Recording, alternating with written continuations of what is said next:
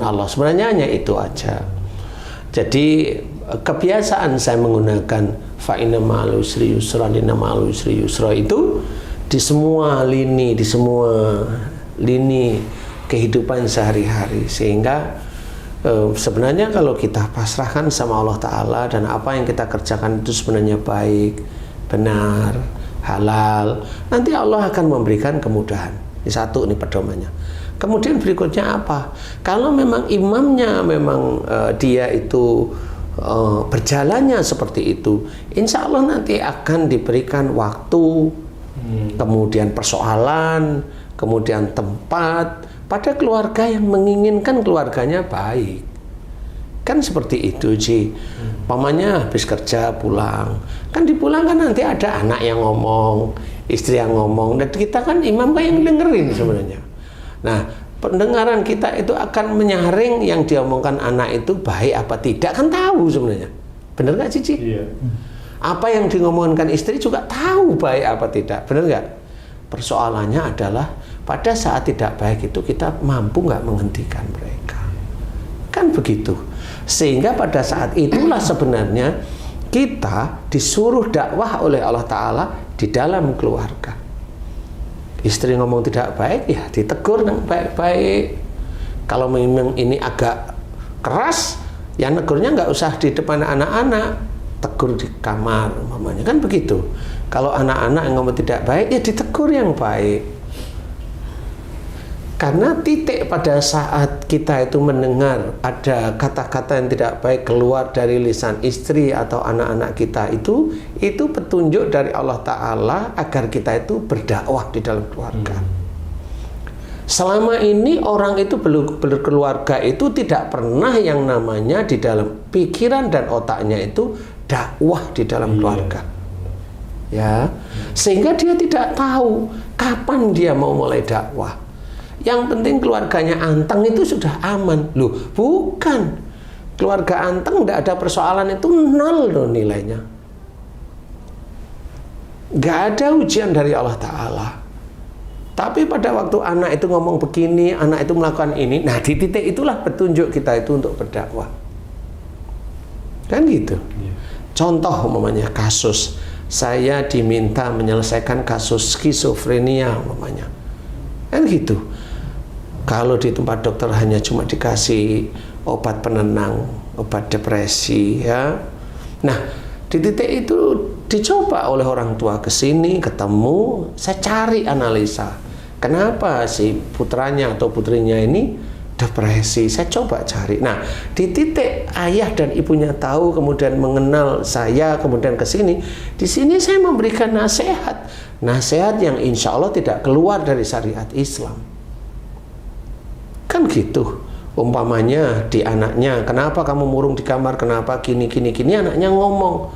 Umpamanya, Ustadz, di kepala saya ada yang ngomong, kamu tidak akan berhasil jadi manusia, kamu akan selalu gagal. Nah, kalau sudah begitu ketemu saya, ini anak ini berarti apa yang dia lakukan itu tidak pernah baik menurut dia. Atau anak ini selalu diejek tentang apa yang dikerjakan. Begitu. Tanyalah saya umpamanya, kamu merasa sering apa yang dikerjakan itu nggak pernah benar? Iya. Sama siapa? Baru dia ngomong, sama ayah saya. Loh, di titik inilah sebenarnya orang tua dengan anak itu nanti akan berkomunikasi, yaitu dengan berdakwah si orang tuanya. Tapi pada saat ada masalah seperti itu, orang tuanya dakwahnya hanya cuma nyalain anaknya. Anaknya salah aja terus. Lah kan lama-lama anaknya juga depresi. Anak keluar salahin, anak keluar malam salahin, anak keluar sampai pagi salahin. Lah kan nggak ketemu solusinya. Kan gitu. Kenapa anak saya kok keluar malam ya? Kok nggak pernah berpikir seperti itu? Kan gitu. Bener nggak sih, Ci? Kalau mamanya anak kamu kok keluar malam, umpamanya tanyain, lah mama dulu hobinya keluar malam, umpama, atau papa hobinya keluar malam, hadapi itu dengan benar-benar. Jantan walaupun kamu perempuan. Hadapi. Jangan mau anak ngomong begitu pergi loh, kan nggak selesai dakwahnya. Nah, di titik inilah sebenarnya kita harus memahami yang namanya iman pada hari akhir itu rata-rata hanya di lisan rata-rata, tapi dia tidak mempelajari bahwa apa yang dikerjakan itulah yang besok akan menjadi catatan terus-menerus dicatat oleh para malaikat. Sholat 5 menit catat sama malaikat raqib. Dosa 1 jam catat. Sholat lagi 5 menit catat sama malaikat raqib. Dosa 2 jam catat lagi sama atid. Lah itu kalau dibandingkan kan habis. Jadi sesungguhnya amal perbuatan baik akan menghilangkan perbuatan buruk. Diganti sekarang. Perbuatan baiknya 100. Benar. Perbuatan buruknya 6 miliar. Nggak selesai. Masuklah ke dalam neraka dalam keadaan dihinakan oleh Allah Ta'ala. Sama seperti tersebut. Nah, sama umpamanya seseorang memahami ini, bahwa yang memberikan rizki itu Allah, betul ya? Yang memberikan jalan baik itu Allah. Tapi kalau seseorang itu bisa, kalau kamu lakukan ini pasti rezekimu banyak. Loh, orang yang berkata tersebut seperti dia itu berkata dia Tuhan. Nah, itu juga akan dicatat oleh malaikat atid bahwa yang boleh bilang seperti itu hanya Allah. Kamu manusia, tidak bisa ngomong seperti itu. Kenyataannya, kalau itu dipraktekkan dengan jamaah-jamaahnya, blek kudus itu ya 0 besar. Kalaupun ada yang tercapai, itu istijraj, insya Allah istijraj. Karena apa? Karena kalau orang yang imannya baik, ketakwaannya baik, Allah tidak semerta-merta memberikan harta itu gampang. Imannya baik, ketakwaan baik, ikhtiarnya nggak bisa. Lewat mana? Nggak bisa. Orang imannya kurang, ketakwaannya kurang, ikhtiarnya ada, bisa aja dikasih rezeki. Nah, itu sudah jelas ada imbangan. Makanya kalau ada orang pekerjaannya itu di bawah, kemudian imannya baik, kemudian takwanya baik, dia minta harta, kan lucu jadinya. Wong yang kita itu diajarkan oleh Allah Ta'ala bahwa hidup di dunia ini kita itu mencari akhirat, loh kok malah mencari dunia. Lah besok kamu mati itu mau di dunia atau mau di akhirat besoknya? Kan seperti itu. Orang sedekah diajarkan oleh Allah Ta'ala itu niatnya harus lillahi ta'ala, tidak ada embel-embel ingin itu, ingin ini, ingin itu. Walaupun dia itu sedekah, ditanyain kamu pengen doa apa agar istri saya hamil nanti melahirkan lancar, enggak boleh. Sedekah aja karena Allah. Doakan biar saya sukses, doakan biar anak saya sukses, doakan biar anak saya keterima di sini. Enggak bisa. Allah yang memberikan jalan sebenarnya. Nah, di titik-titik inilah yang namanya dia melakukan aktivitas dunia atau dia melakukan aktivitas akhirat malah untuk dunianya sendiri. Kan nggak pernah ketemu. Nah, di sini kita harus memahami iman terhadap hari akhir itu tidak segampang seperti cerita di dalam bioskop. Berarti itu terkait semua ya Pak Ustadz, antara percaya kepada Allah, percaya kepada kitab-kitab. Itu merupakan satu rangkaian perjalanan hidup gitu Pak Ustadz ya. Lah iya. Waduh, walaupun kamu pisah-pisah. Walaupun kamu itu punya perasaan rasa sayang terhadap orang lain itu kuat nomor. Tapi kan nggak bisa kamu seperti itu. Hah?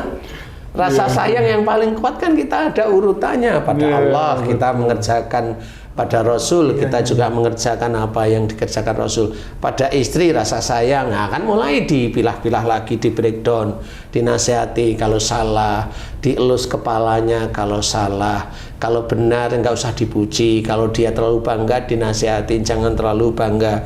Apa yang kamu terima, apa yang kamu kerjakan yang baik itu atas izin Allah. Itu kan sebenarnya cara kita itu melakukan bahwa sayang kita itu kepada keluarga kita ya seperti itu, sayang kita kepada kehidupan kita itu ya begitu. Jadi bukan saya sayang terhadap kehidupan saya, apa ya makanya saya sayang terhadap mereka loh, kan nggak ketemu sayang yang mana ini kan gitu. Waduh. Itu yang harus kita ketahui, sehingga nilai di hadapan Allah yang kita kerjakan sehari-hari itu tuh baik, benar-benar baik di hadapan Allah Ta'ala, murni. Sholat ya hanya mencari ridha Allah, tidak untuk dunia. Puasa mencari ridha Allah, kan begitu. Berperang melawan marah, itu nanti kalau lulus di hadapan Allah Ta'ala, ya nanti insya Allah kita bisa aja syahid. Berperang melawan egois, kalau kita dianggap lulus oleh Allah Ta'ala, ya insya Allah bisa aja kita dianggap syahid. Berperang melawan hawa nafsu yang tidak baik, ya insya Allah kita nanti dinilai syahid oleh Allah Ta'ala. Lulus itu saat kita udah meninggal, Ustaz ya? Ya. Sebabnya satu peristiwa dinyatakan lulus, belum bisa hari ini lulus, besok lulus. Ya, pada akhirnya dia ujub ya, gugur lagi udah. Benar, insya Allah seperti itu. Dianggap lulus itu kalau sudah meninggal dan dia menjaga istilahnya. Nah, di titik itulah kita harus belajar. Ini yang tidak pernah bisa diceritakan karena banyak hanya bercerita atau hanya ketawa ketiwi aja. Apa sih iman kepada hari akhir, kan begitu. Orang harus diajak berpikir beneran, sehingga orang itu ada patokan bahwa dia itu harus benar-benar iman kepada Allah Ta'ala, itu benar-benar iman kepada malaikat, itu benar-benar tahu yang dijaga kita, menjaga kita itu raqib sama atid. Kita berusaha untuk tidak melakukan suatu pekerjaan yang hina agar kita itu tidak dicatat buruk oleh Allah Ta'ala, kan seperti itu. Mau ditanyain, saya tanyain lulus kok. Coba saya tanya sama kamu mau masuk neraka apa surga? Surga. Lulus kamu, Ji, mau masuk neraka apa surga? Surga. Nah, lulus. Kamu Jeng mau masuk neraka apa surga? Nah, surga, lulus semua. Lulus. Karena saya manusia. Tapi malaikat ketawa loh kamu itu ya. Ini malaikat itu ketawa loh. Yang ketawa itu bukan roket kayaknya tuh. Atlet malah. Memang benar itu. Ya, nah. Banyak sekali variabel-variabel. Nah, benar. Banyak sekali variabel. Dan itulah ujian demi ujian itu harus kita selesaikan dengan di jalan Allah.